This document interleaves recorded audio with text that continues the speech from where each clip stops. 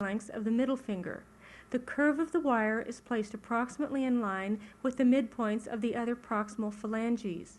The position of the base is marked on the thermoplastic. There are two methods to attach the outrigger to the dorsal wrist splint, by thumb nuts or by bonding another layer of thermoplastic over the base. If thumb nuts are to be used, holes are drilled or punched in the thermoplastic.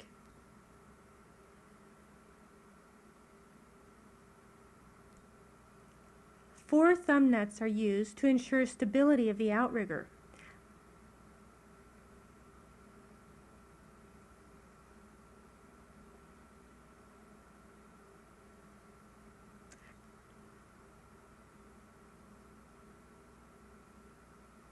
A hole is drilled or punched near the proximal edge of the splint for the thumb nut, which serves as a rubber band post.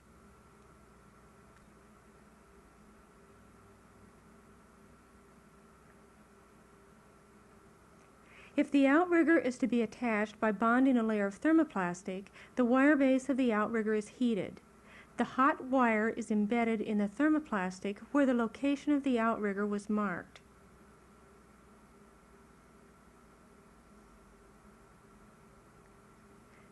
A layer of thermoplastic is bonded over the outrigger base. Rivets or a thumb nut may be used to reinforce the attachment, but this is not essential if good technique is used in the bonding. While the splint is off the patient's hand, the adhesive-backed foam padding is removed from the stockinette and placed at the contour for the distal ulna.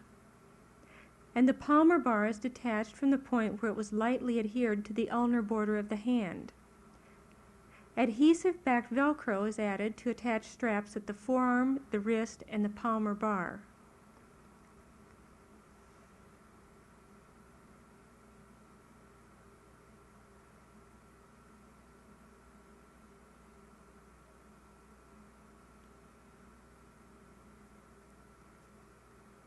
Briefly heating the adhesive provides for a secure attachment. The nylon line of each finger cuff is folded at the thinner area to be threaded through the wheel. Then the nylon is creased at the thick portion in order to center a rubber band. An important advantage of low-profile splinting following implant resection arthroplasties is the reduced resistance to flexion. Lighter, longer rubber bands are used. They are extended through a relatively small percentage of their potential expansion.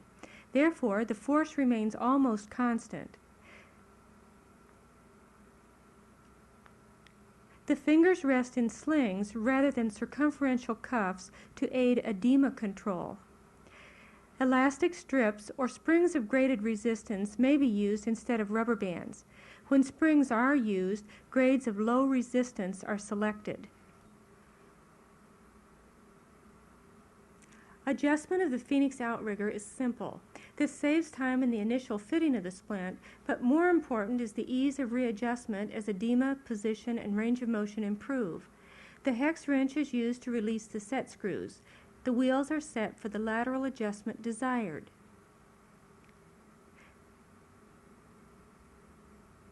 Then proximal distal adjustment is set to provide a 90-degree angle of pull.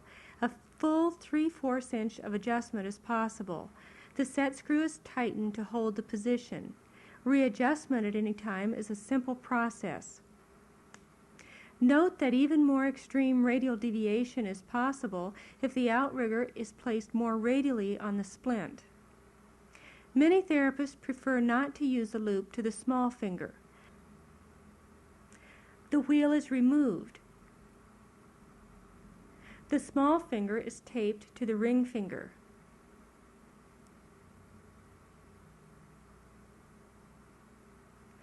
When additional radial support is desired, the radial outrigger may be used. It is placed at the bend in the wire. This is important. If it is not on the bend, it will be unstable regardless of how tight the set screw is torqued. The desired length is marked approximately in line with the midpoint of the middle phalanx as it rests in slight flexion. The wire is trimmed to length and the end is hammered flat so that the ring terminal cannot come off. Then the ring terminal is moved to the end and is gently hammered to crimp it into place.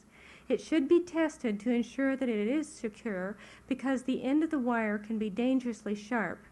It is suggested that additional foam padding be placed over the ring terminal as protection. The set screw of the radial outrigger holds its position. The radial outrigger may be bent so that it curves closer to the hand. Rubber bands are looped through the ring terminal.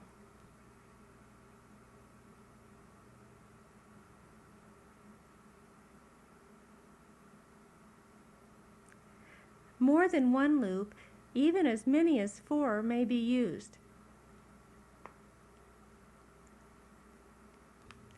The second finger band may be placed either dorsal or volar to the first.